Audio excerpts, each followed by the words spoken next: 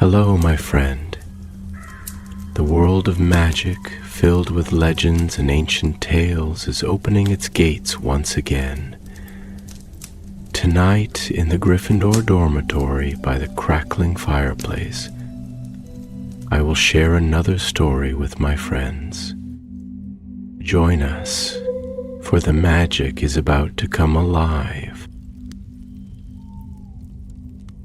Long after the days of Harry Potter and his fabled battles, Hogwarts still stood tall, its spires reaching for the stars, its turrets gleaming in the moonlight, and its halls brimming with the laughter, secrets, and squabbles of young witches and wizards. Magic had not waned. If anything, it had grown wiser, deeper, quieter. In the west wing of the castle, high beneath the creaking bones of the astronomy tower, lived Isla Greaves, a clever fourth-year Ravenclaw with a knack for noticing what others overlooked. Her dormitory window framed the stars like a painting, and she often stayed awake tracing constellations with her wand tip, whispering their names to herself like spells. Orion, Draco, Cassiopeia.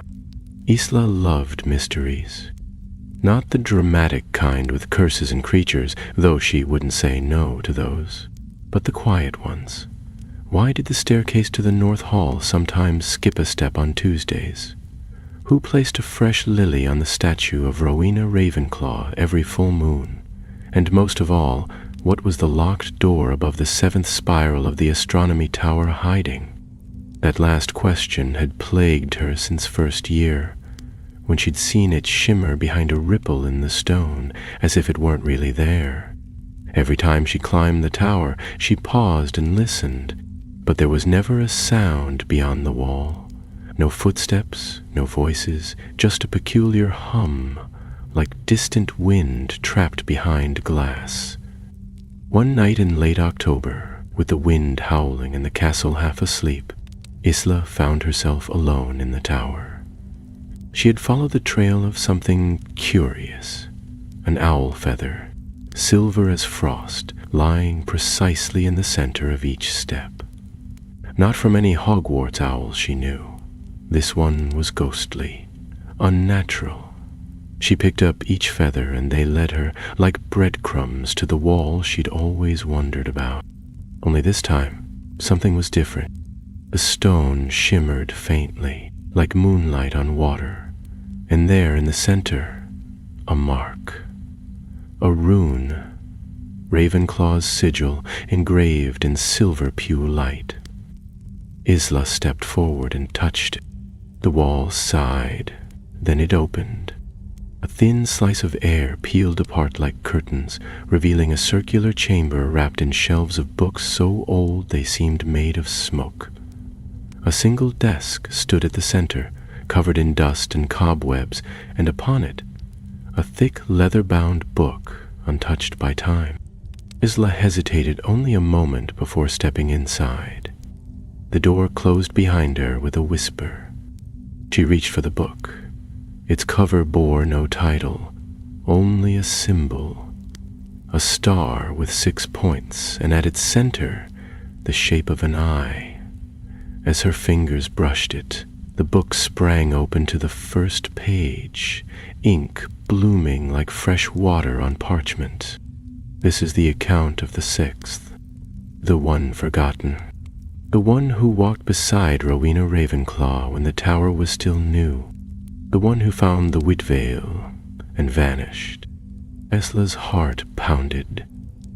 She flipped to the next page. Rowena had 5 pupils, all remembered, but there was a 6th, never named.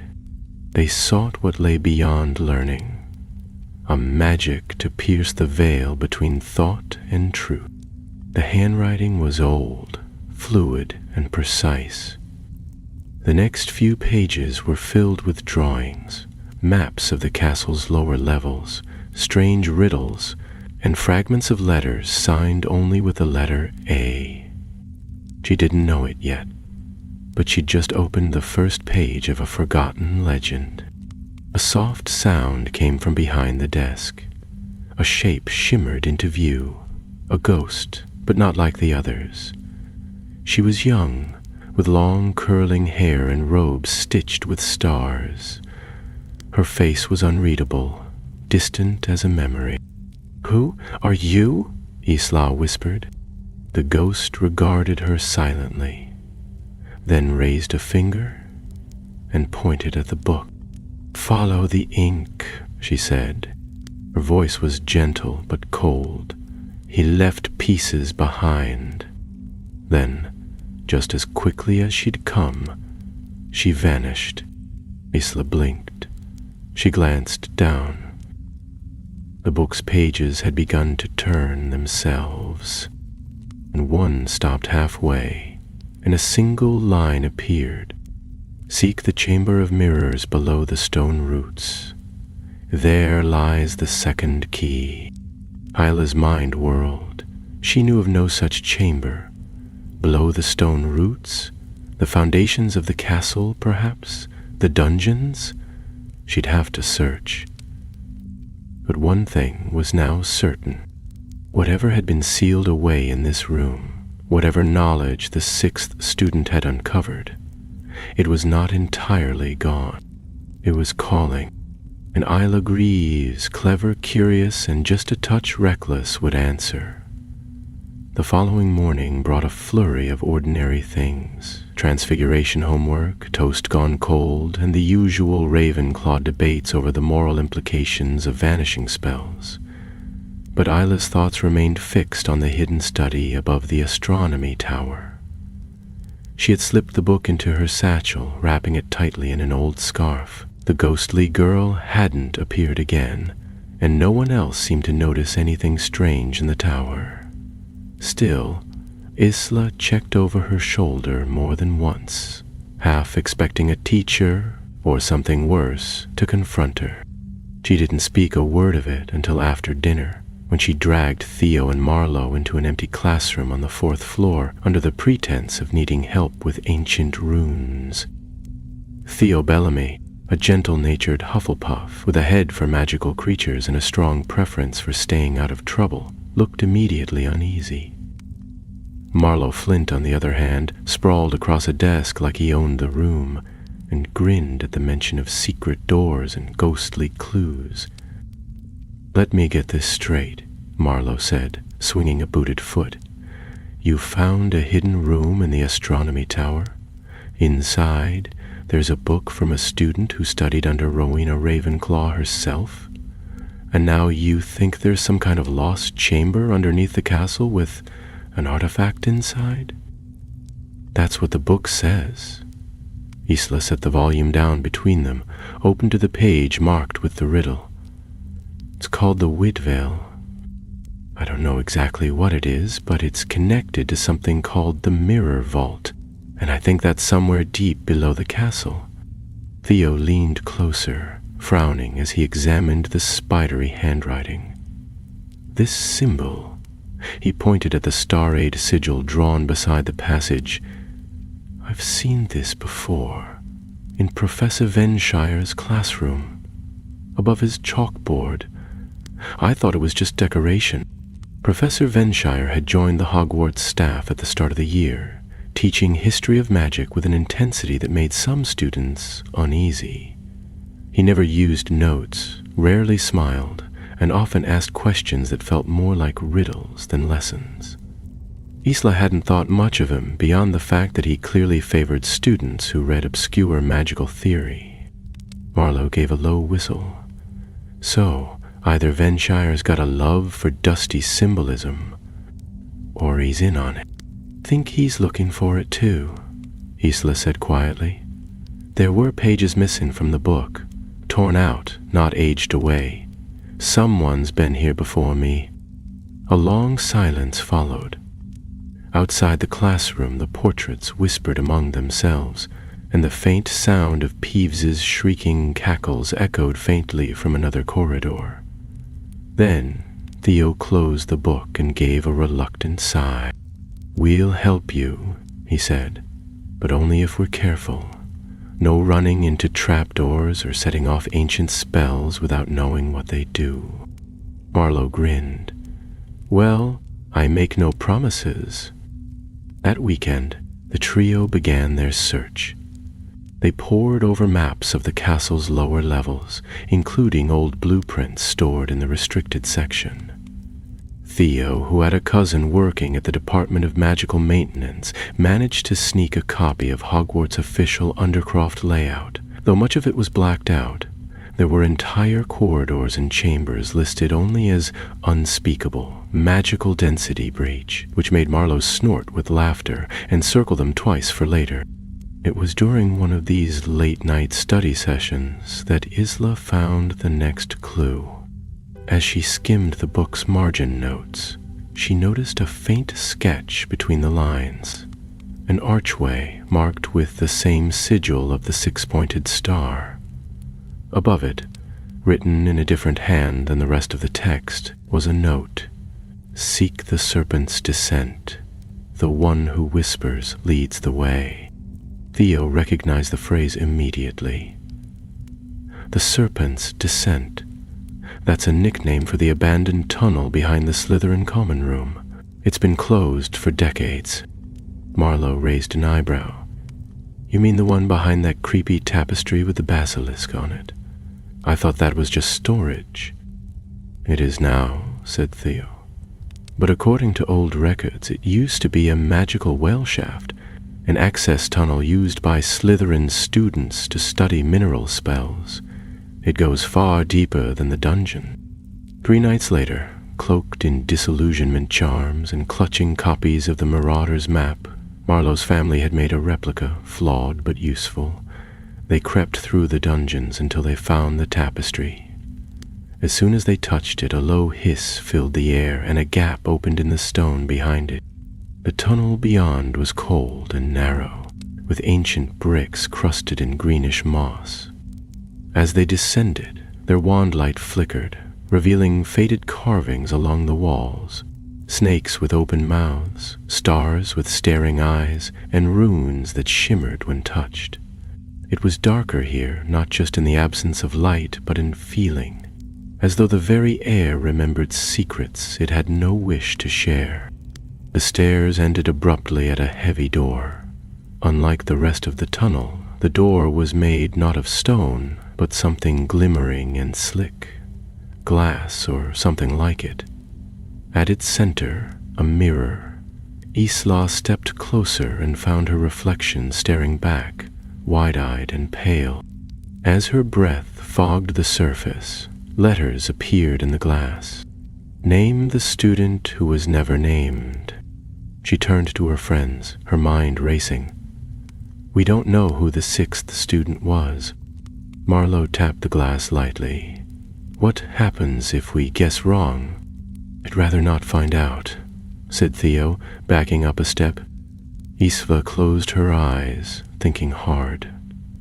There had been fragments in the book, a letter signed with A, and a line that read, They sought what lay beyond learning. She looked again at the mirror. Maybe it's not a name we know. Maybe it's not a name at all. She raised her wand and whispered, Anonymous. The glass pulsed. Then, with a sound like water running uphill, the door melted into mist. They stepped into a chamber lined with dozens of mirrors, each tall as a man, their silver frames etched with runes, their surfaces dark as obsidian. At the far end of the room stood a single pedestal, and atop it a small object wrapped in cloth. But before they could approach, the room stirred. One of the mirrors rippled, and a shadow stepped out, tall, hooded, eyes burning faintly behind a mask of silver. Professor Venshire. Isla felt her spine stiffen as the figure stepped fully into the light, the flickering wand flame catching on the smooth silver of the mask. Though his robes bore no insignia, and his hood was drawn deep, there was no mistaking the voice that echoed through the chamber, calm, low, and unmistakably precise. You've come further than I expected. said Professor Venshire, the words floating out like drifting mist. But then, Ravenclaws always were relentless. Behind Isla, Marlowe's fingers tightened around his wand. Theo edged back, careful not to knock into any of the glass columns that loomed like silent watchers around them. The air inside the mirror chamber was thick and strangely distorted. Every breath felt as though drawn through a veil.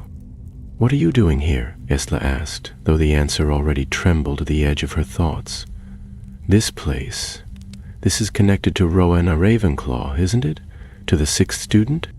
Venshire didn't answer at once. Instead, he moved past one of the mirrors, and for a moment his reflection didn't follow. It stood still, staring, as if separate from the man himself. Isla shivered. "The Founders left behind many things," Venture said at last. "Books, artifacts, rooms buried in the bones of the castle. But Ravenclaw left more than relics. She left a question, one so dangerous that it was buried and forgotten, even by the other Founders." He turned to face them, his mask gleaming. "The Whitveil is not a trinket. It is not meant for casual curiosity. It is the key to something ancient, something pure, and it will not be found by guesswork and childish riddles." "You mean to take it for yourself?" Theo said, his voice tight. "Why? What does it do?" Venshire stepped closer to the pedestal, but did not touch the cloth-wrapped object. His voice was still soft, but something cold had crept into it now, like frost along a window pane. "The Whitveil shows truth," he said. "Not simply facts, but the structure of thought, memory, desire. It lays bare the architecture of the mind. With it one could understand magic at its source, untangle the ancient spells even the Ministry dares not name. It is the final work of Rowena Ravenclaw and her unnamed student, but they sealed it away for a reason. It comes with consequences." Marlowe took a slow step forward, angling his wand slightly toward the professor. "What kind of consequences?" There was a pause. "The Whitveil gives wisdom, yes," said Venture, "but it consumes as it reveals. Those who look too long into it begin to lose the very things that made them who they are. Names, faces, feelings. Emotion fades. Curiosity becomes obsession, and obsession becomes silence." Isla stared at the object, her thoughts racing. The book had hinted at danger, but never this clearly. The sixth student hadn't simply vanished. They had been lost to the very magic they'd helped create. "And you still want it?" she asked. "I want what it protects," Venture replied. "The veil is only the first lock. Behind it is the vault, the place where Rowena stored her final spell. I mean to finish what she began." For a moment, no one moved. The three students stood together, hearts pounding, eyes flicking between the pedestal and the tall, still figure. Then Venshire raised his wand. "You may turn back now. I have no wish to harm you. But if you continue, you will not stop what is already in motion." Isla's hand tightened around her wand. "We're not leaving," Marlowe added with a grin that didn't quite reach his eyes. "Yeah, sorry, Professor. We've come this far. Might as well see the madness through." Theo didn't speak, but he stepped up beside them all the same. Something flickered in Venshire's stance, approval perhaps, or irritation. It was hard to say. "So be it," he said, and then he moved his wand in a fluid, spiraling gesture. The mirrors surrounding the chamber began to shimmer. Reflections twisted and warped, and from them emerged shapes, not exact doubles, but echoes of the three students. Mirror Isla turned to real Isla with an expression of cold curiosity.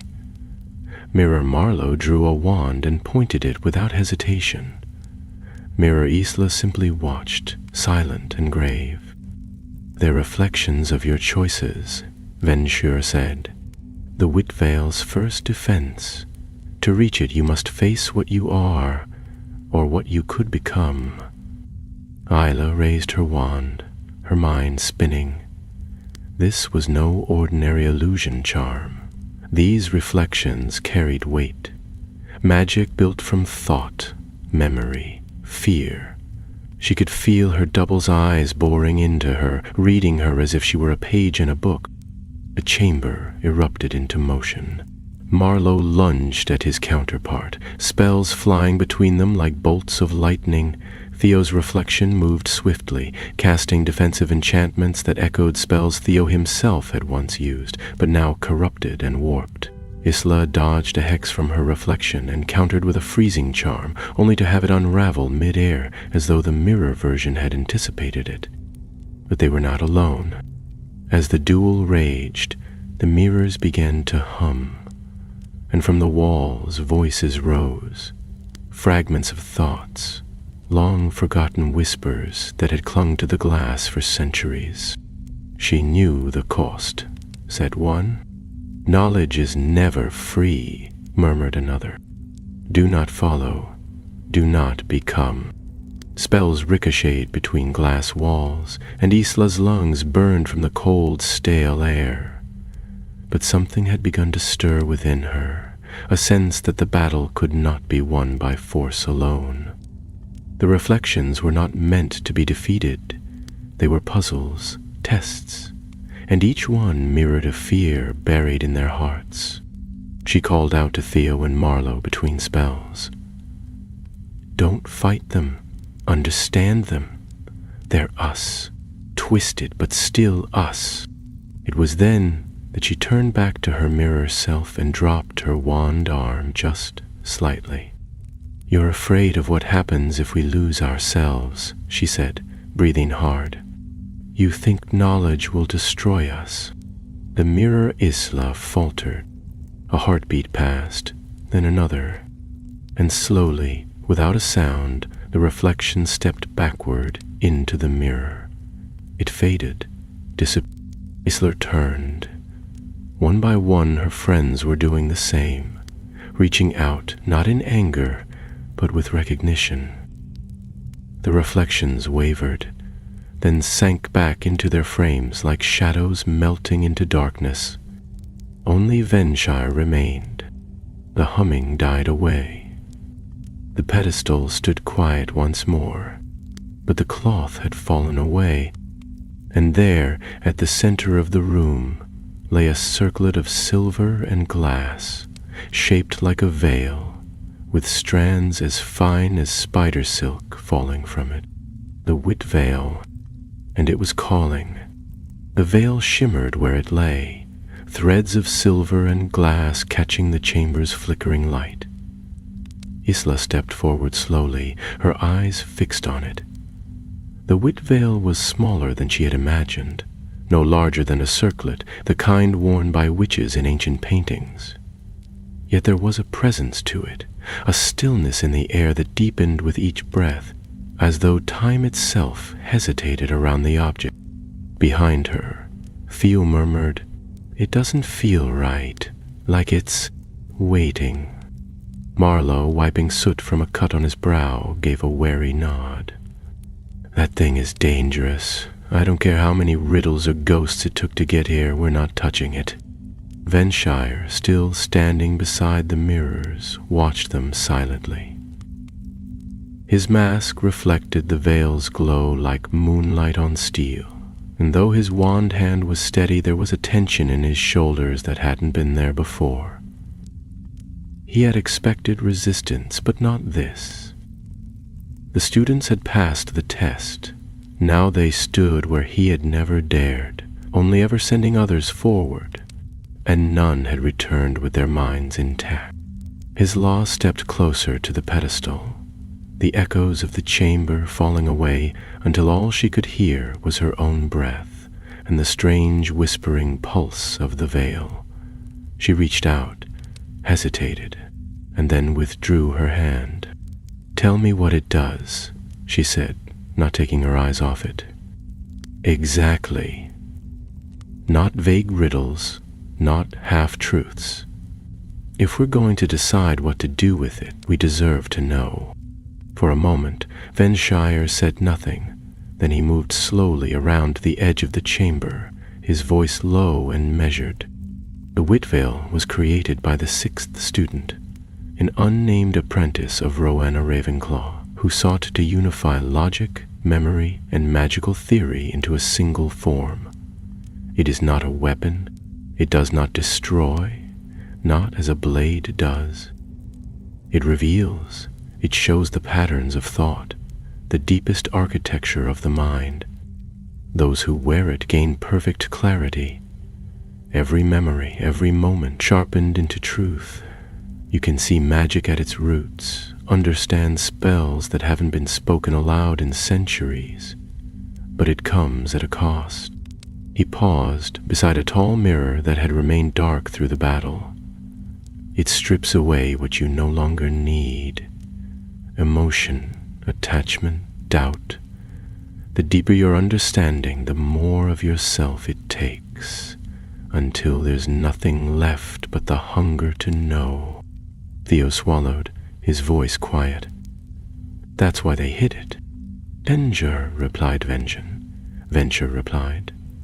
"They buried it, masked it, warded it so only those worthy or foolish would find it.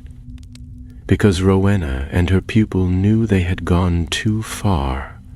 They had made something brilliant and terrible, something they feared would outlive them and unravel others." Ella looked at the Whitveil. In its delicate threads, she could almost see movement, a shimmer like light through water. She felt drawn to it, not in awe or greed, but in that quiet Ravenclaw way, the longing to understand what had been forgotten. It was the same feeling she had when she read an unfinished book or stood before a riddle without an answer, and yet now it was tangled with something else, dread. Marlowe paced back and forth, muttering under his breath. "So what do we do? We can't just leave it here. And I doubt the professor's going to let us walk out with it in a trunk." Venshire didn't deny it. "I came here to unlock the next gate. With the Whitveil, I could finally reach the vault. Rowena's last work lies beyond it, something older than any charm you've ever learned. If you give it to me, I'll go alone. You'll never be burdened by what lies further in." Theo looked at Isla. "He's lying. He wants power. Knowledge, maybe, but for himself. That's not Ravenclaw's way." She believed knowledge was for the sake of understanding, not control. "I know," Isla said softly. Marlowe crossed his arms. "Then let's destroy it." "We can't," Isla answered at once. "It's not just an object. It's enchanted with soul-bound spells, the kind only the founders themselves could cast.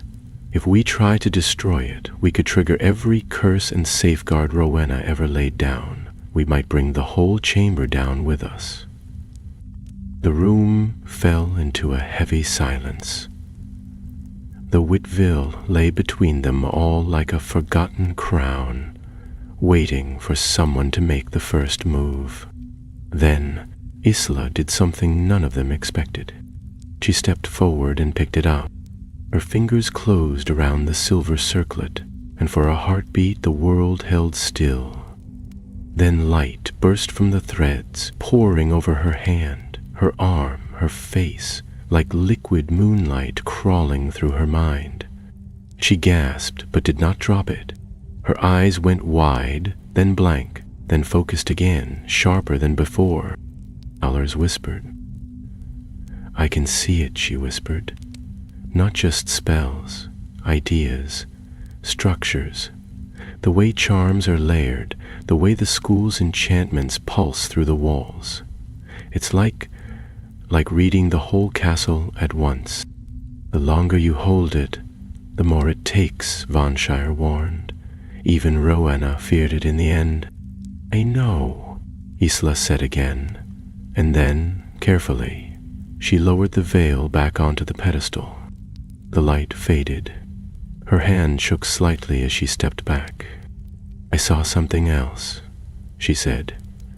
Not just knowledge, a place, the vault, and the sixth student. They're still there, or part of them is. Theo looked startled. You mean alive? No, not like that. Isla rubbed her temple. Like an echo, a memory so strong it still lingers. They didn't just seal the Wit Veil, they sealed part of themselves with it, and if we want to reach the vault, we'll have to follow their path. Marlowe sighed heavily. Of course we do. Venture gave a sharp nod. Then the path lies beyond the chamber. There is one more door, one more key. And if you truly saw it, then you know we'll need more than spell work to reach it. Emotion, Isla said. That's what they couldn't bring through. The Wit Veil strips it away, but the vault only opens to those who remember who they are, their heart, their purpose. She turned to her friends. We'll have to go together, the three of us. It's not something that can be unlocked alone. And so, leaving the Wit Veil behind, for now, they made their way out of the chamber, the mirrors now silent and watching. But as they stepped back into the darkness of the tunnel, none of them saw the faint shimmer that passed across one of the mirrors. A face, half familiar, looked out, watching. The sixth student still lingered. The walk back to the upper levels of the castle was long and winding, their steps muffled by ancient dust and the lingering hush of old enchantments. None of them spoke until they reached the edge of the Slytherin corridor, where the torchlight once again flickered warmly and the air seemed lighter, less burdened with magic and memory. Only then did Isla allow herself a breath that wasn't weighted by the unseen presence of the Wit Veil. They returned to the common areas like shadows slipping between lanterns, each lost in thought. Even Marlowe, who would usually be the first to joke or break tension with a sarcastic jab, said nothing until they reached the foot of the staircase leading up to the library. Go what now? He asked, casting a glance over his shoulder as if expecting Venture to follow them out of the darkness. We know the vault is real. We've seen the Wit Veil. Are we going to just walk into class tomorrow like everything's fine? No, Isla said, her voice quiet but steady. Tomorrow we're going to the portrait archive. Theo blinked. Why? I thought we needed another key. We do, she replied, already climbing the stairs 2 at a time. And I think I know where to start looking. That face we saw in the mirror. I recognized the robes. Old Ravenclaw, stitched with stars and a crescent moon. The sixth student must have left more than spells behind. Maybe even a portrait. But you said they were never named, said Theo, hurrying to keep up. Would Hogwarts even hang a portrait of someone forgotten? Maybe not in the halls, Isla said, but in the archive? That's where they keep the unfinished ones, the ones no one ever sees. And next morning, after 3 weary hours of pretending to care about goblin rebellions in history of magic, the trio slipped away during their break and made their way to the eastern wing of the castle, where the portrait archive sat tucked between a long-forgotten astronomy classroom and a storage room for celestial globes. Few students ever went there unless they were doing special research for Art of Magic electives, and even then the place was mostly ignored. Inside, the room smelled of oil paints, parchment, and a strange sort of stillness that only existed in places full of waiting. Rows upon rows of portrait frames lined the shelves, some containing living, moving faces, others dormant or incomplete, their subjects half-painted or long since faded. A few muttered in their sleep, while others stared out blankly, their magic too weak or fractured to maintain proper consciousness. Isla led them past the main rows, toward the back where the older frames sat, many of them covered in canvas cloths or stacked in leaning piles. She ran her fingers along the edge of one, then another, until she reached a portrait with no plaque, no frame number, and a glass pane that had cracked in one corner.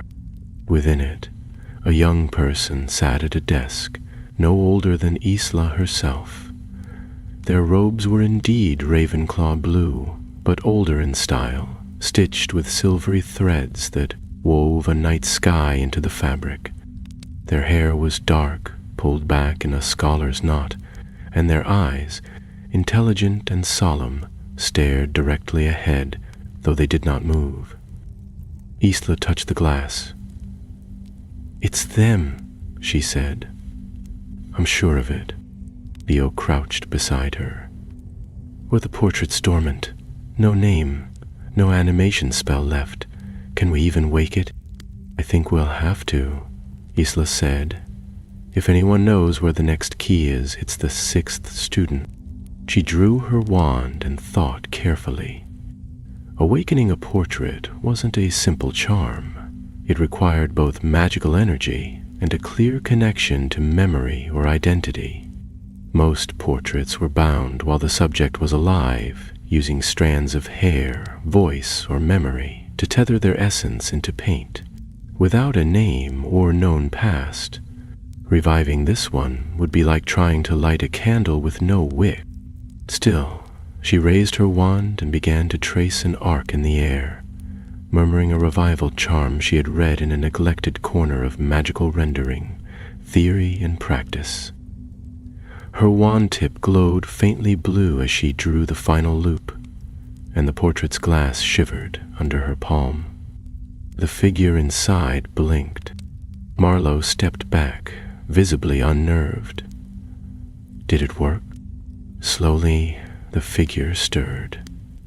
Their eyes lifted, meeting Isla's with sudden clarity, as though pulled upward from a deep, silent pool. Their mouth opened, but no sound came out. The lips moved, but the voice remained trapped beneath the layers of paint. "They're trying to speak," Theo said. "There must be something missing, a thread to bind their magic." Isla searched her satchel and drew out the book, the diary from the secret study. She flipped to one of the early pages, where a faint ink sketch of the same student sat scrawled beside a riddle. She held it up to the portrait. The eyes within the frame flicked downward, and for the first time something like recognition passed over the painted features. Then, as if the memory bound by ink had bridged the gap, the portrait spoke. "You found the first veil." The voice was quiet and genderless, like wind through old trees. Isla nodded. "Yes, but we need to find the vault. We know there's another key." The portrait's expression shifted to something ancient and pained. "There are 2 keys, one of knowledge, one of memory. You hold the first. The second lies beneath that which was never meant to be built, a stair that climbs downward, the place where thought was buried beneath fear." Theo frowned. "That's no clearer than the last riddle." "No," Isla said slowly. "It is. It's the spell reversal chamber." Marlowe groaned. "That cursed place. The one where experimental magic goes to get locked away forever." "Yes," she said. "Think about it. A stair that climbs downward, those twisting steps that only work in reverse logic, and a place where ideas, thought, were locked away because people were afraid of what they might become. The portrait nodded. You see clearly. That is where I left the second key. But beware. It is guarded by more than stone and silence. I left a part of myself there. The part that wished to forget. Isla shivered. What does that mean? But the figure in the portrait only closed their eyes, their face folding back into stillness as the enchantment weakened. They were losing time. I need permission to enter the spell reversal chamber, Isla said, rising to her feet. It's sealed. Only professors can open it. Marlowe smirked. So? We nick a key? No, said Isla. We ask one. She turned to the door, her eyes glinting. We're going to talk to Professor Vector. Vector? Theo looked startled. She teaches arithmancy, not magical history. You also helped write the security wards on the chamber 3 years ago, Isla said. And if anyone understands how to bend logic, it's her. As they left the archive behind, the portrait watched them go, its painted eyes gleaming faintly in the fading light. A whisper echoed faintly behind them, too soft to hear. 3 must enter, but only 1 may choose. Professor Vector's office, nestled within a high turret overlooking the northern grounds, had the crisp smell of old parchment, starlight ink, and dried time. The walls were covered in charts and diagrams that shifted as you looked at them, revealing hidden layers of numbers that glimmered faintly when touched. There were few professors at Hogwarts who combined brilliance with severity quite so effectively, and even fewer whose lectures were known to make students question the very structure of time and space. Professor Vector, with her sharp eyes and sharper mind, rarely tolerated interruptions, particularly when it came to what she called improper magical meddling. And yet, as Isla, Marlowe, and Theo stood before her oak desk that evening, they were met not with scolding, but a long, measured silence. The professor leaned back in her chair, fingers steepled beneath her chin as Isla finished her carefully chosen explanation. A version of the truth shaped to avoid mentioning forbidden relics or ghostly students, but still honest enough to convey the seriousness of their request. So, Vector said at last, her voice cool and thoughtful, you wish to enter the spell reversal chamber because you believe it contains a theoretical construct once developed by one of Rowena Ravenclaw's forgotten students, which you believe is necessary to resolving a layered magical anomaly within the foundations of the castle. Isla nodded. Yes, Professor. Vector's eyes narrowed. And this has nothing to do with the increased magical readings detected last week near the eastern towers, or the temporary destabilization of a mirrored enchantment chamber that set off half the warding alarms beneath the Slytherin wing. Theo coughed softly. Marlowe looked suddenly fascinated by the pattern on the carpet. Isla hesitated, then decided against further deceit. It's connected, she admitted. We're not trying to break anything. But something old was uncovered, something important, and we think the spell reversal chamber holds the next part of the puzzle. I know it's dangerous, but we're trying to prevent something worse. There was another long pause. Then, unexpectedly, Professor Vector rose and walked to a cabinet behind her desk. She opened a drawer and pulled out a small, rune-etched token shaped like a triangle inside a circle. It shimmered faintly in her hand as she turned back to them. I'm not giving you permission, she said. I'm assigning you a research extension under my supervision. If anyone asks, you are compiling primary sort magical anomalies for advanced arithmancy study. You will enter the chamber under escort, and you will not remove anything without my approval. Is that understood? Isla blinked. You believe us? I believe, Vector said calmly, that Hogwarts hides more than it reveals. And I believe that Rowena Ravenclaw's legacy was never meant to be so tidy as textbooks suggest. I also believe you've already seen things far beyond the scope of what the Board of Governors would like students exposed to.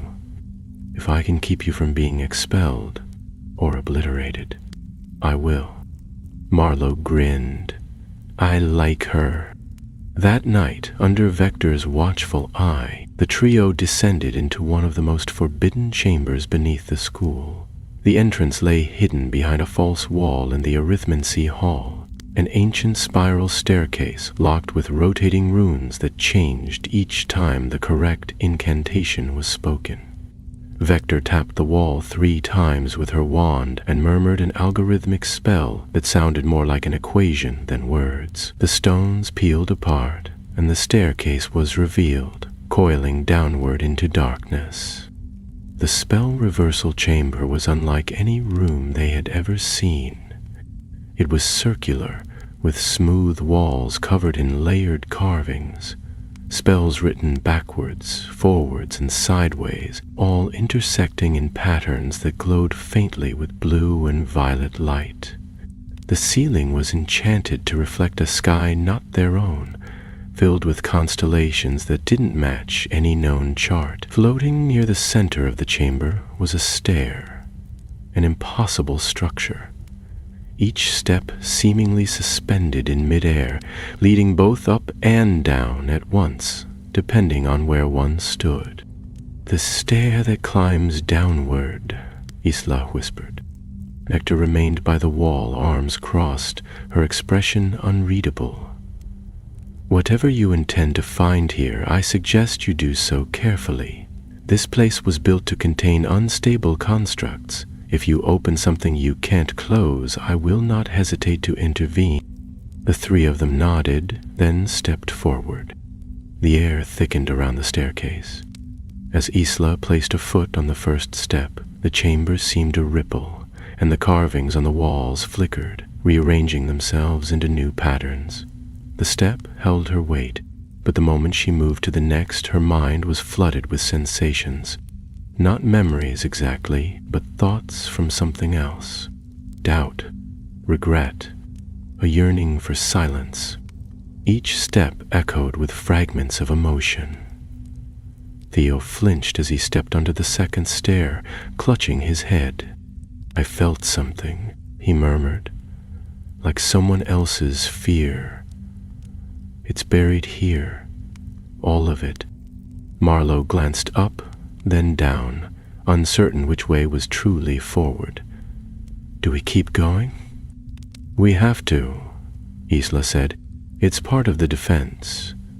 The 6th student said they left something here, the part that wanted to forget. That's what we're stepping into." As they reached the 4th stair, the air changed. A low hum filled the chamber, and at the center of the spiral, a shimmer appeared.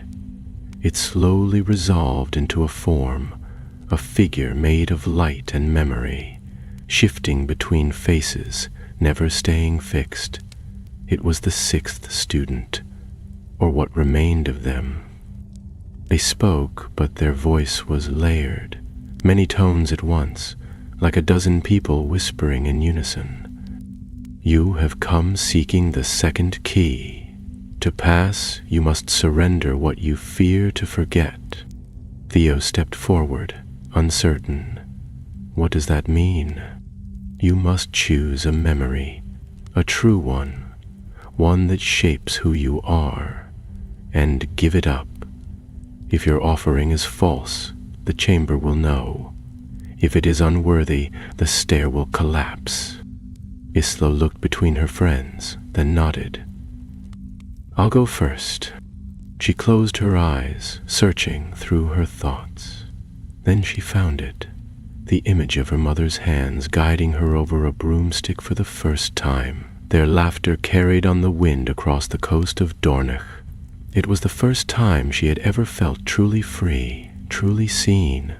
That memory had stayed with her through stormy nights and difficult terms, a steady light in the back of her mind. "I give this," she said.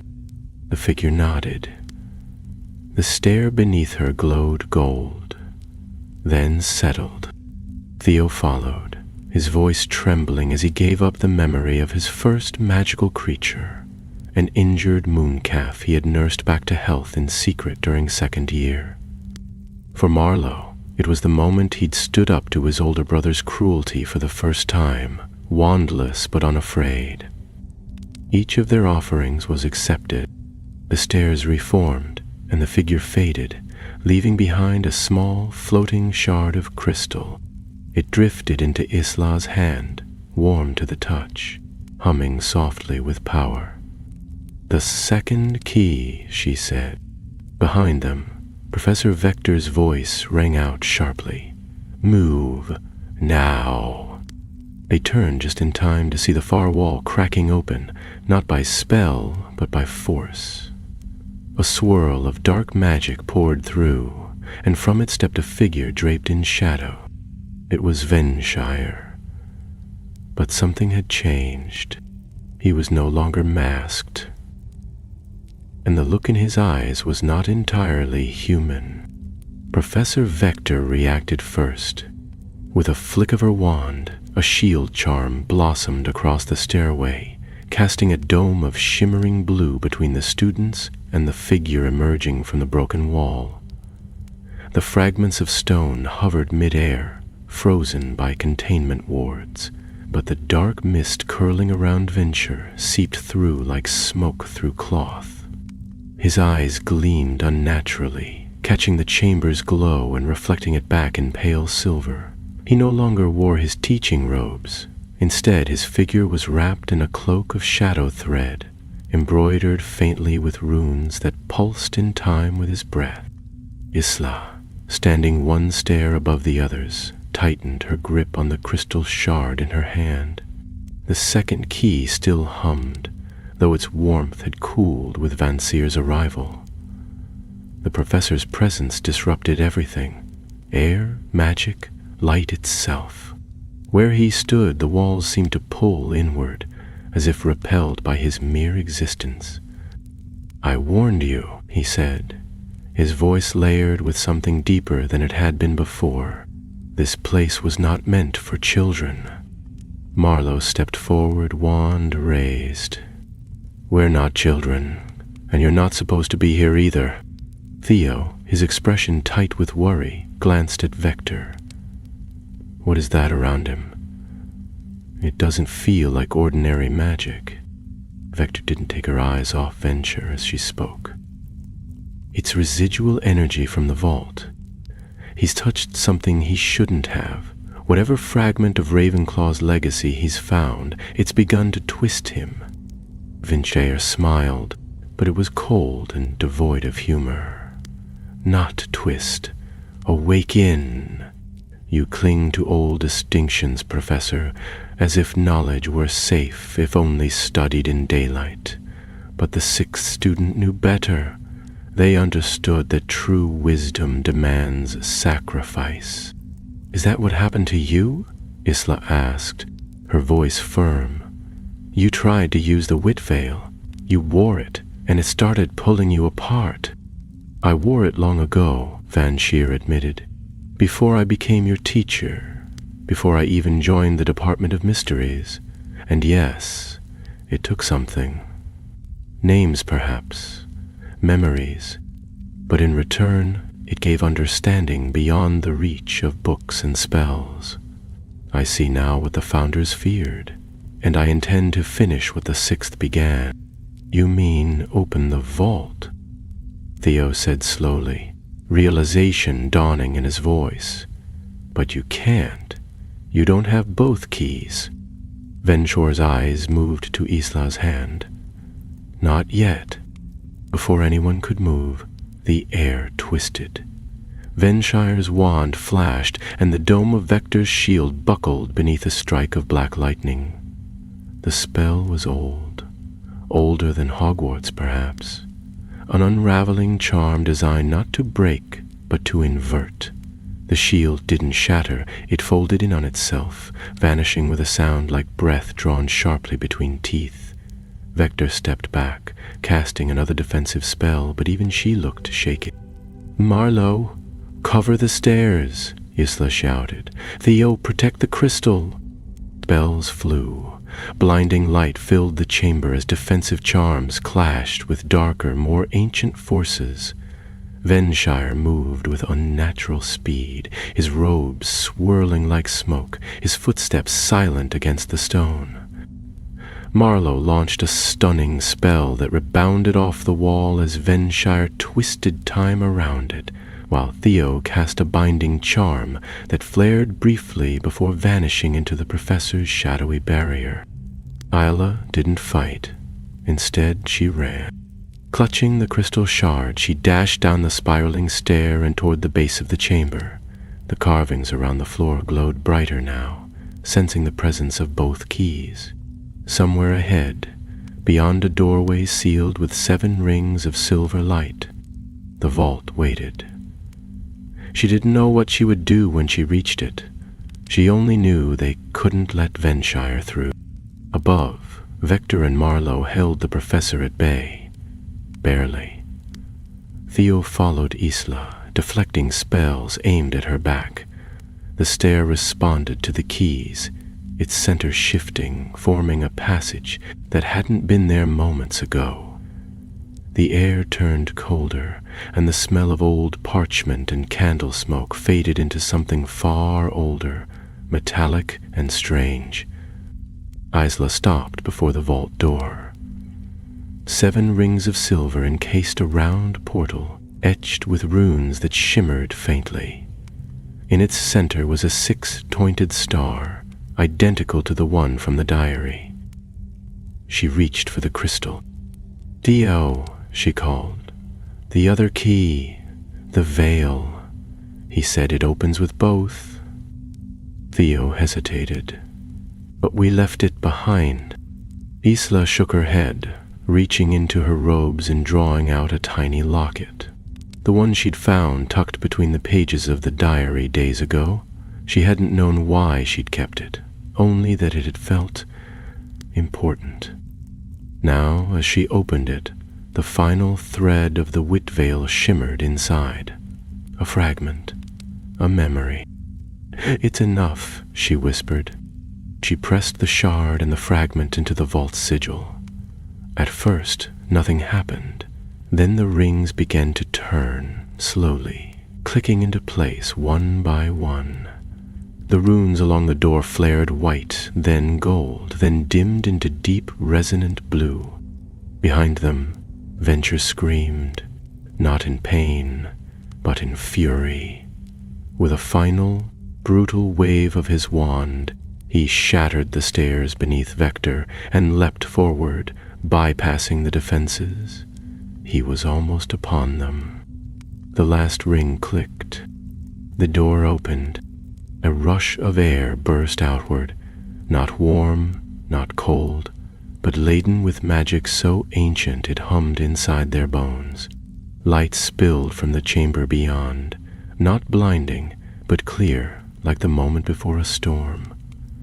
Isla turned, reached for Theo's arm, and together they stepped inside. Venshire lunged, but the door closed behind them, sealing him out. They were in. The vault of the 6th student was nothing like the mirror chamber. It was not beautiful, it was not vast. It was a small, round room with bare stone walls and a single lectern at its heart, upon which rested a book. Not ancient, not glowing, just a book. Isla approached slowly. Her hand trembled as she reached out to open it. The cover bore no title. Inside, the first page held only 4 words, written in flowing, dark ink. "Know what you are." She turned the page. The vault, it seemed, was not a treasure trove of spells or artifacts. It was a record, a journal, a reckoning, the final thoughts of the 6th student left for anyone bold enough to reach this place. As she read, the room shifted, not physically but within her mind. Words came alive, not in sound, but in sensation. She felt fear, wonder, joy, regret so sharp it ached. The final pages revealed the truth. The wit veil had not been the sixth student's mistake. It had been their sacrifice. They had worn it to create the vault, to seal away the knowledge they feared might destroy others. But in doing so, they had lost themselves, piece by piece, until only this remained, a place of memory, a warning, a gift if used wisely. Theo leaned over her shoulder. "Can we take it with us?" Isla looked at the last page, which bore one more line. "This book is not for keeping, only remembering." She nodded. "We don't need to. I already know what it says." Behind them, the walls of the vault shimmered. The way out was opening. But outside that door, Venshire waited. And this time, he would not be coming alone. When Isla and Theo stepped back through the portal, the world beyond had changed. The vault's doorway had vanished behind them, the smooth stone ceiling with a soft hiss, leaving no trace that it had ever existed. The spell reversal chamber lay in ruin. The staircase had collapsed into jagged slabs, and scorched marks streaked the carved walls where spells had clashed. Professor Vector was kneeling by the far wall, her breathing ragged, wand arms scorched but still steady. Marlowe stood beside her, his robes torn at the sleeve, a line of blood trailing from his temple. But neither of them were looking at the damage. They were staring at Venshire. He stood at the heart of the wreckage, motionless, as if suspended between moments. Threads of dark magic coiled around his limbs like hungry vines, pulsing faintly with residual power. His face had changed, drawn thinner, almost translucent in places, as though the fabric of his being were wearing thin, and his eyes, once gray, now shone silver-white, devoid of human warmth. "Isla," Theo whispered, stepping forward warily. "Something's wrong. He's not whole." "Exmerged with the remnants of the wit veil," Vector said tightly, rising with a grimace. "I tried to hold him back, but he cast through wards even I couldn't dismantle. He's crossed too many thresholds. His mind is no longer anchored." As if in response, Venshire's head turned slowly toward them. His lips moved, but the words that came out were layered in echoes, his voice joined by others, overlapping like whispers from the deep. "You saw it. You read what they left behind." Hyla nodded, raising the small book she had taken from the vault, blank to all others now, but heavy with memory in her hands. "I did. And you misunderstood it. The sixth student didn't leave a key to power. They left a warning." Venshire laughed, a hollow, cracking sound. "Warnings are written by those too frightened to finish their work." "No," she said, her voice steady. "They're written by those who understood the price. You only ever saw the gain. But the wit veil takes what you value most, your sense of self, your humanity. That's why the sixth student gave everything to seal it away." A surge of magic lashed outward from him, not aimed to strike, but to unmoor. The chamber shuddered. Runes along the walls split and blinked out. The unnatural constellations above began to swirl, as if gravity had been reversed. Theo stumbled, grabbing Isla's arm to keep his balance. Marlowe crouched beside Vector, casting a steadying charm that helped still the ground beneath them. "You don't understand," Venshire murmured, stepping forward. "Knowledge must be free. The mind must expand. There is no cost that outweighs understanding." There is, Isla said, her fingers tightening around her wand, if it leaves nothing of the one who sought it. Venture raised his hand. The shadows behind him darkened, coalescing into shapes, memories perhaps, or fragments of will that had once belonged to him. They whispered as they moved, circling the chamber's edge like ink in water. He was no longer a man in pursuit of wisdom. He had become a vessel for the echoes of those who had worn the wit veil and been devoured by it. Theo stepped up beside Isla, wand lifted. We have to stop him. If he tears this place apart, he could breach the deeper foundations. That kind of magic, it could spread. Then we seal the chamber, Isla said. We use what the vault taught us. From the book she remembered the final spell. An incantation not to destroy, but to bind. It was old magic, rooted in intention and memory, one that required a sacrifice not of flesh but of thought. To cast it, they would have to give up something deeply personal, a truth that shaped them. Not like before, with the stairs, this time it would not be recoverable. Marlowe had risen now, watching the swirl of shadow with quiet fury. If we don't, he'll break through, and if he gets out of this room, there won't be a Hogwarts left to save. Isla opened the book. The runes shifted into view once more, only this time she saw not just their shapes, but their logic. The way they looped and mirrored each other like pieces of thought wound into form.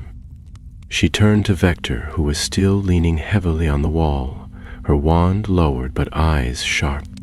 Can you hold the outer wards? Islam asked. Vector gave a grim nod. For a minute, maybe less. That's all we need. The incantation came to her lips not as a chant, but as a memory. One embedded in the vault, passed down by the 6th student through pages and ink. She whispered it aloud, and Theo and Marlowe followed, their voices aligning as the magic began to build. Light surged from the center of the room, not brilliant or harsh, but warm, like candlelight in a cold corridor. The shadows recoiled. Venture hissed, You think memory can stop me?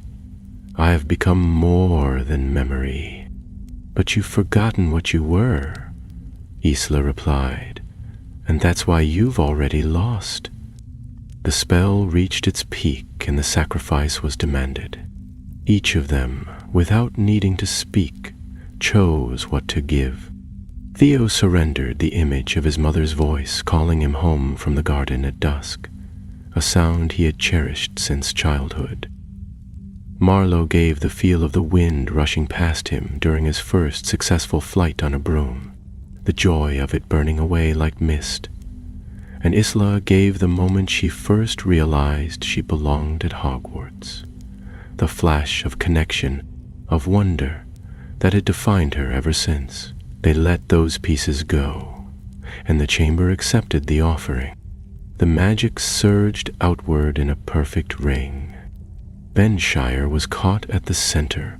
The shadow forms screamed, dissolving into fragments of thought. The man himself staggered, his features flickering wildly, then faded like a dying ember. The last thing Isla saw in his eyes was not anger or fear, but recognition. And then he was gone. The chamber fell still. The swirling constellations above froze once more. The walls stopped groaning. The carvings reassembled. And a silence settled, not empty, but whole, like a book finally closed. They stood there for a long moment, breathing in the quiet. Professor Vector finally lowered her wand and straightened, her expression unreadable. You three, she said slowly, have broken more school rules than I care to count. You've trespassed in sealed chambers, uncovered forbidden magic, and nearly unraveled an ancient ward designed to last 1,000 years. Theo shifted nervously. "We're sorry, Professor." Vector raised an eyebrow. "And yet, you saved this school. Perhaps even more than that." She looked at Isla. What did the sixth student want in the end? Isla glanced at the book in her hands.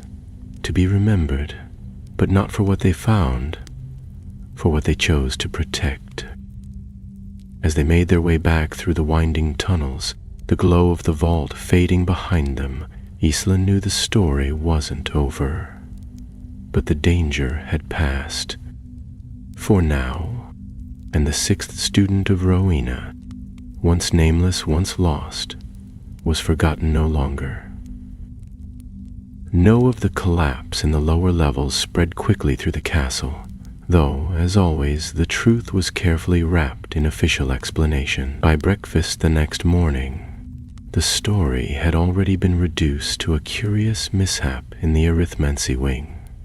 A minor magical fluctuation, according to Professor McGonagall, that had resulted in the temporary closure of 3 corridors and the cancellation of classes in that part of the castle. There were no mentions of ancient vaults, of veils or shadowed figures, and certainly nothing about the name that had haunted Isla's thoughts since that first night in the astronomy tower. The sixth student. Isla, Marlowe, and Theo were back in their usual seats at the Ravenclaw table by then, pretending to argue about coursework while their plates remained mostly untouched. The other students, particularly those from younger years, buzzed with excitement at the unusual class cancellations. Peeves had taken full advantage of the distraction and was now using the broken corridor outside the History of Magic classroom as a testing ground for exploding ink puddle traps, but none of that mattered to Isla. Her thoughts were still deep in the chamber beneath the stair, the vault, and the book that could never leave it. Professor Vector had said little after the chamber was sealed. She had guided them back through the tunnels silent and grim, and once they had reached the upper corridors, she simply told them to rest and say nothing. That silence had continued through the night and into the morning, and though Isla knew she would be called to speak with the headmistress eventually, there had been no summons yet, and strangely, she didn't mind. Some truths weren't meant to be shared too quickly. "So," Marlowe said finally, after glancing around to ensure no one was listening, "we've defeated a cursed ex-professor, unlocked an ancient vault, and prevented a magic collapse that could have wiped out the entire eastern wing. Are we getting special commendations? Secret house points? At least a biscuit?" Theo gave him a tired look. "We're lucky we're not getting expelled." "Speak for yourself," Marlowe muttered, spearing a sausage with his fork. "My gran would have sent me sweets and a congratulations card if I'd got myself hexed saving the school." Isla managed a small smile, though it didn't reach her eyes. Her mind was elsewhere, on the vault's last words, on the memories they had sacrificed, and the fragments of themselves now sealed forever beneath Hogwarts. She didn't regret the choice, but something inside her felt dimmer. Not broken, just quieter. "Do you remember what you gave up?" she asked suddenly, looking between them. Theo blinked. "What do you mean?" "The memory," she said. "The spell in the vault. I remember casting it, but I can't remember what I gave." Marlowe frowned, his fork hovering over his plate. "I was just thinking that. I know I gave something important, but I can't see it anymore. It's like a door that's closed and locked." Theo nodded slowly. "Maybe that's the point. It was a true sacrifice. It's gone, not just hidden." "But the book said something else too," Isla murmured, her voice just above a whisper. "That remembering isn't the same as keeping. That some things can be remembered even after they're lost." She reached into her satchel and withdrew the diary, the first book she had found in the hidden room, the one that had started it all. It was thinner now, some pages blank where ink had once been, but the last page still held its closing words, shimmering faintly in morning light. What is learned may be lost. What is chosen may remain. Marlowe leaned over to peer at the text. I still don't get how a student could done all that. Hidden vaults, cursed objects, ghostly guardians. It sounds more like something out of a legend. Maybe that's all legends are, Isla said, closing the book. People who were afraid, who made mistakes, but chose to protect others in the end. And maybe we only remember them because someone left a clue. Theo looked around the great hall, watching as students laughed and chattered without any idea of what had nearly happened beneath their feet. So, what now? Do we just go back to normal? As normal as we can, Isla said. But we keep watch, just in case. They finished their breakfast in silence, the weight of their journey hanging between them like a curtain no one wished to draw back. Outside, the sun rose higher, scattering golden light across the stone floor. It touched the edge of Isla's book, warming the leather cover, and for a moment, the symbol of the six-pointed star flickered there, bright and whole. Later that day, as classes resumed and laughter returned to the corridors, Isla received a message by owl. It bore no sender's name, only the Hogwarts seal and a short note written in a crisp, precise hand. The truth was not yours to find, but you found it with honor. That matters more than the truth itself. MV. Professor Vector, then. Isla folded the note carefully and tucked it into the diary. She would keep it safe. Not for the sake of glory or recognition, but as a reminder. The sixth student had not asked to be remembered. They had only asked that their mistake not be repeated.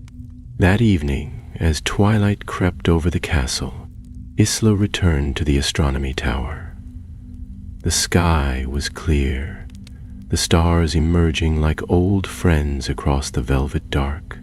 She climbed the familiar steps, one hand trailing along the stone wall, and paused at the seventh spiral, where it had all begun. There was no longer a door, no shimmer in the stone. Whatever enchantment had once hidden the study was gone, but she didn't need it anymore. She knew the story now, and that was enough. She stood by the window for a long time, watching the constellations turn. Somewhere below, the castle dreamed, of forgotten chambers, of ancient students, of wisdom bound in silver veils. And above her, the stars watched in silence, as they always had, as they always would. The days that followed passed with a curious sense of calm, as though the castle itself were sighing in relief. Though none but a handful knew what had truly transpired, Hogwarts seemed subtly changed. The staircases moved more precisely, the enchanted quills in the library whispered less, and even the portraits along the Ravenclaw corridor spoke more softly, as if mindful of unseen ears.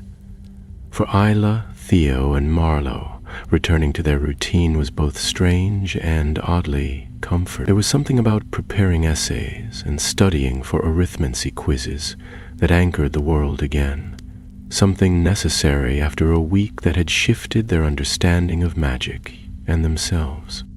Yet even as they resumed classes and rejoined the daily rhythm of student life, the memory of the vault lingered. Isla still found herself waking at odd hours with images from the mirror chamber burned into her thoughts. The flicker of her own reflection in defiance, the whisper of ancient spells in her ear, and above all, the presence of the sixth student, a figure who had been both guardian and ghost, guide and warning. She spent long evenings in the library, not looking for new mysteries, but rereading what she had once overlooked. There were obscure references in the older volumes of Hogwarts history, passages dismissed as legend or footnotes, now heavy with meaning. One spoke of a mind divided by its own brilliance, another of a veil woven not to conceal, but to reveal. Marlowe, for his part, had taken a sudden interest in magical architecture. He could often be found sketching diagrams of the vault's internal structure, or pestering upper years with questions about ancient defensive enchantments. His usual mischief remained intact, but there was a sharper edge to it now, a seriousness that hadn't been there before. He didn't speak often about what he had seen in the spell reversal chamber, but Isla knew he hadn't forgotten. He had lost something that night, as they all had, and whatever it was, it had left a mark. Theo became quieter. He no longer stayed after class to argue fine points of magical creatures, and he rarely lingered in the common room in the evenings. Yet he had also grown more focused, more deliberate. His spells were crisper, his theories clearer. Isla noticed it especially in their group work, how he listened more intently, spoke less, and moved with the calm resolve of someone who had faced fear and come through wiser. Sometimes she caught him gazing out the high windows of the library, eyes distant, as though remembering something he could no longer name. It was nearly a fortnight after the sealing of the vault that Professor McGonagall summoned Isla to her office. The headmistress's chamber was unchanged, filled with the quiet ticking of brass instruments, the watchful eyes of former headmasters, and the faint scent of tea steeping nearby. McGonagall stood by the window when Isla arrived, her robes drawn sharply about her, her expression unreadable. She turned only when Isla had taken a seat. "I've spoken with Professor Vector," she began, her tone level. "She has provided a full account, privately and with considerable restraint. It seems you and your friends became involved in something deeply rooted in the school's foundation." "Yes, Professor," Isla said, her voice firm. "But we didn't go looking for danger. We were following a trail, and once we understood what it meant, we couldn't ignore it." "No," McGonagall said thoughtfully. "You couldn't, and I do not believe Rowena Ravenclaw would have wanted you to." She walked slowly to her desk and drew open a drawer. From it, she retrieved an envelope sealed with wax. No crest, no name, just a six-pointed star etched lightly into the surface. She handed it to Isla without a word. Inside was a single sheet of parchment, and on it a letter, written in old ink, the strokes careful and flowing. "To the one who remembers, if you are reading this, then you have walked the path I feared no one would find again. You have faced what I could not, and chosen what I could not bear to choose. Know this, then, my legacy is not the veil nor the vault, but the will to guard what knowledge should not be taken lightly. I am no longer whole, but you are. Guard what I left, and if one day another comes seeking, be the voice I could not be." Beneath the signature was a sigil, star, eye, and crescent moon, matching the one from the diary and the vault. Isla lowered the letters slowly, her fingers trembling just slightly. "You believe it's real, then, all of it?" "I have never doubted that the castle holds truths we've yet to fully comprehend," McGonagall said. "But what matters most is not the truth itself. It is how it is held, quietly, wisely, and without arrogance. That is what Ravenclaw prized most, I think. Not cleverness, wisdom." "Will it happen again?" Isla asked. "Someone finding it, trying to use it?" McGonagall returned to her desk and sat down. It may, but that is why you were meant to find it first, to understand what lies beneath the veil. She didn't say more. She didn't need to. Isla stood clutching the letter to her chest and left the office with a sense of purpose she hadn't quite felt before. Later that night, she met Marlowe and Theo in their usual corner of the library, and together they reread the notes they had gathered, not to uncover more secrets, but to decide what should be preserved and what should be forgotten. They wrote a single page of their own in careful script and placed it at the back of the diary.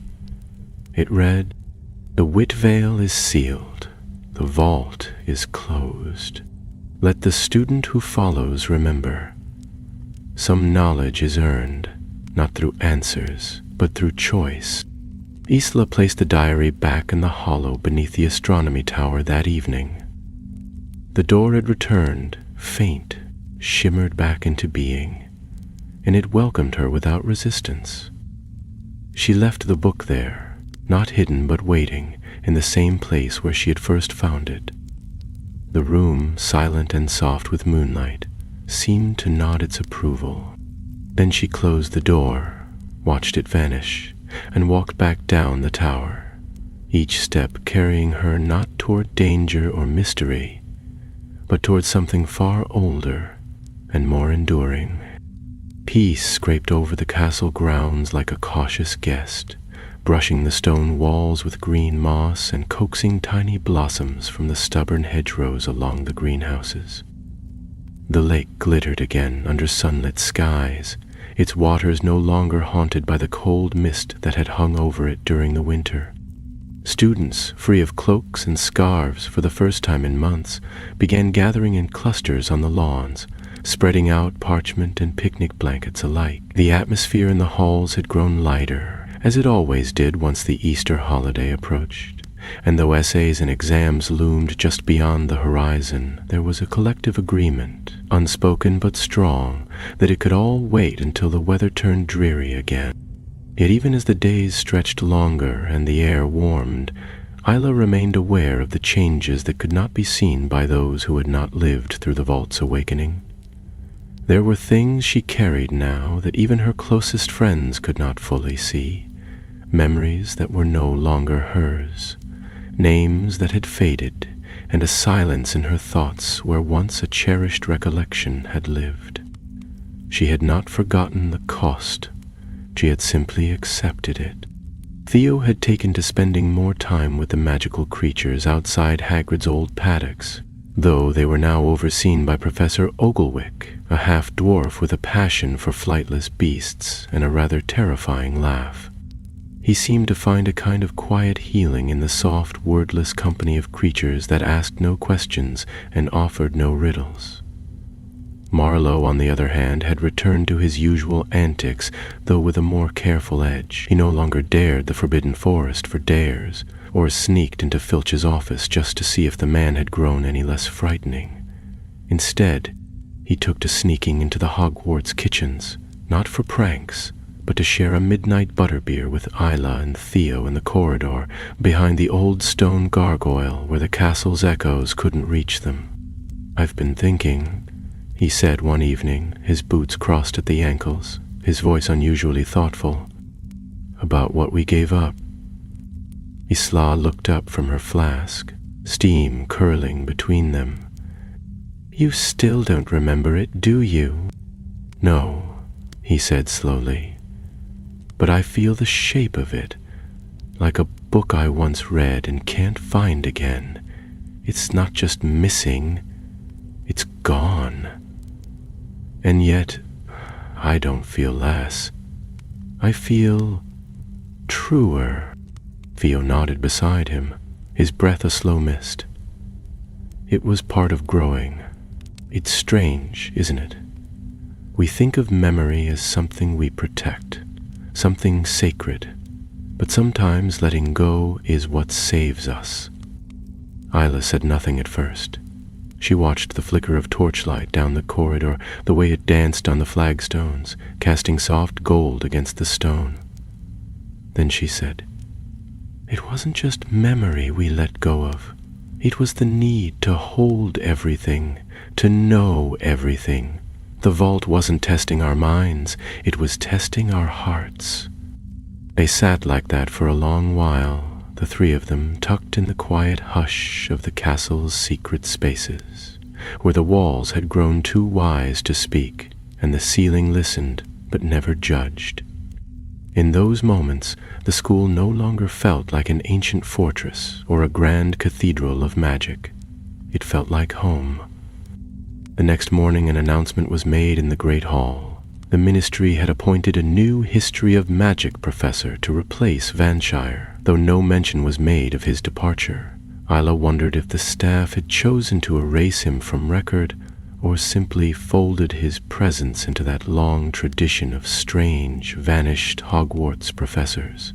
Those who came and went like changing seasons, remembered only by portraits and filing cabinets. The new professor was young, earnest, and altogether too fond of historical reenactments.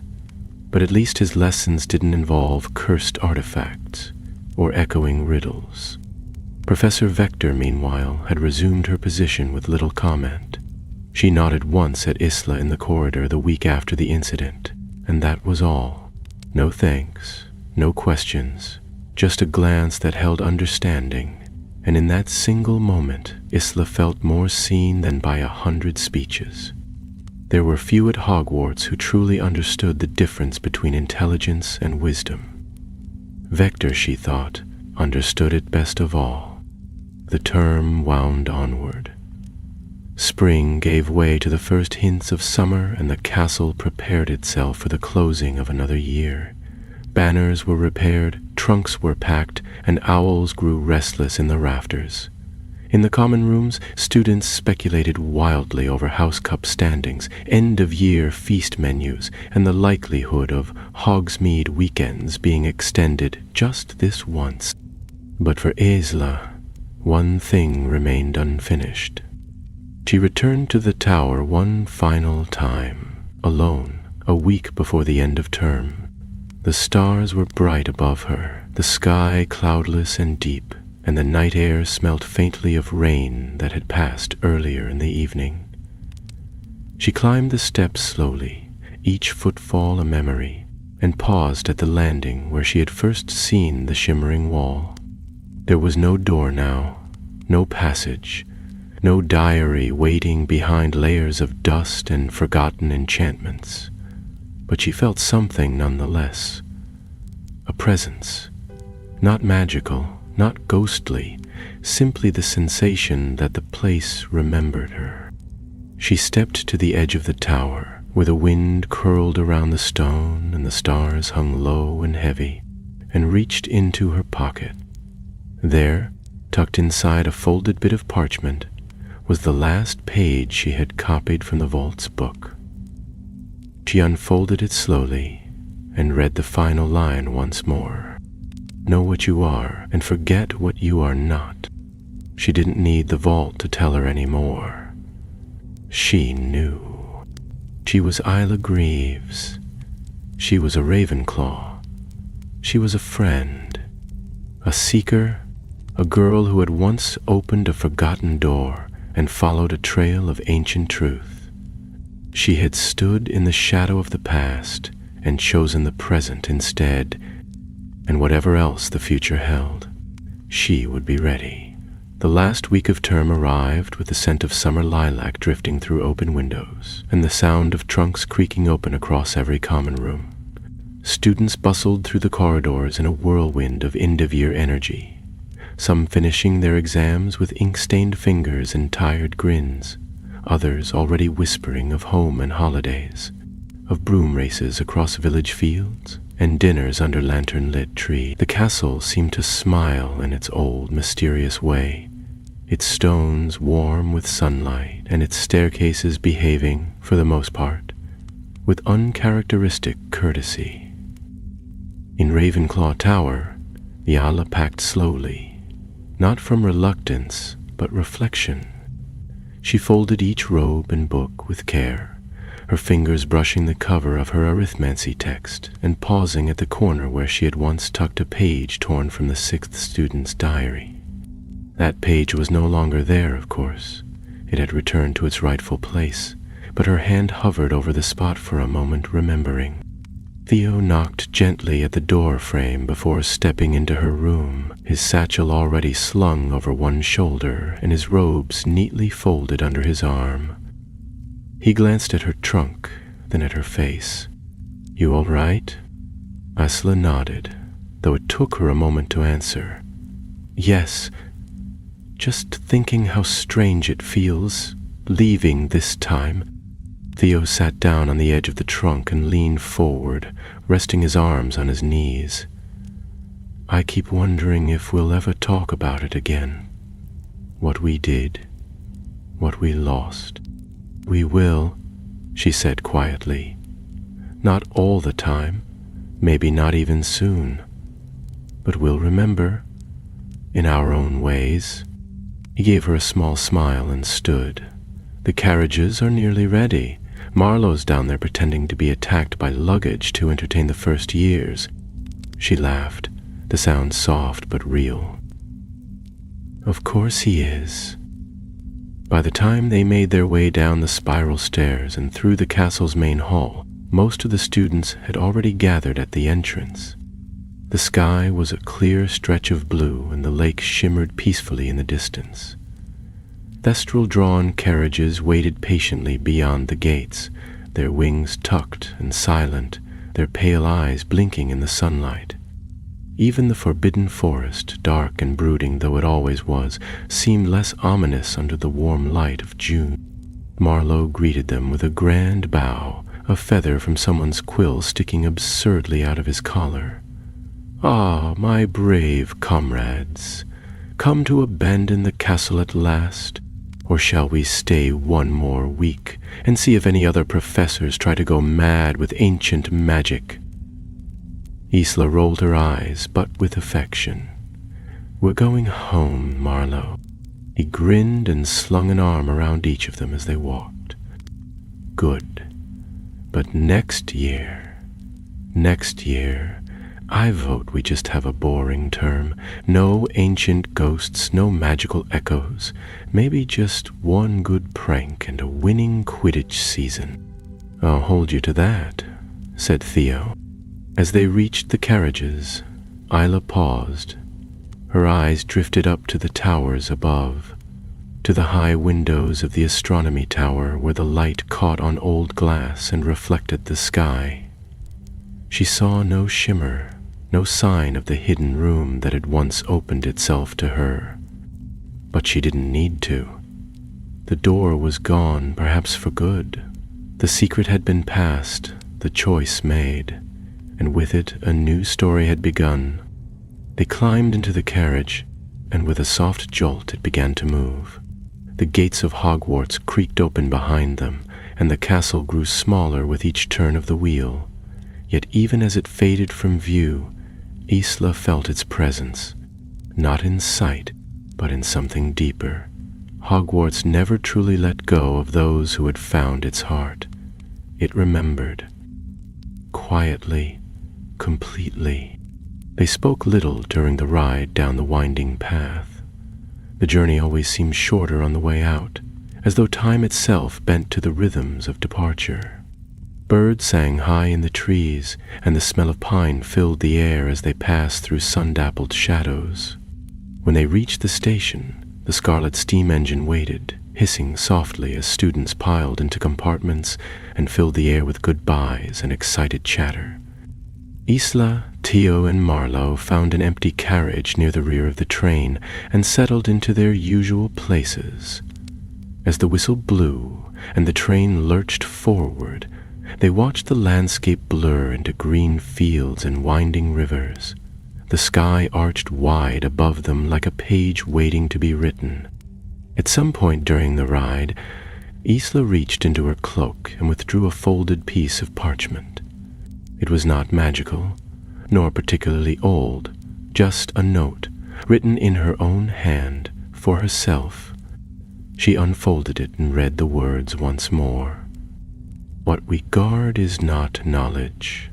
It is the choice to protect it. She didn't show it to the others. She didn't need to. They had lived the truth behind the words. As the train curved along the tracks and the sun began its slow descent behind the hills, Isla closed her eyes and leaned back against the seat. For the first time in weeks, her mind was quiet, not empty, but still, the kind of stillness that follows understanding, the kind that comes after a long journey and a choice made in the dark. She didn't know what the next year would bring.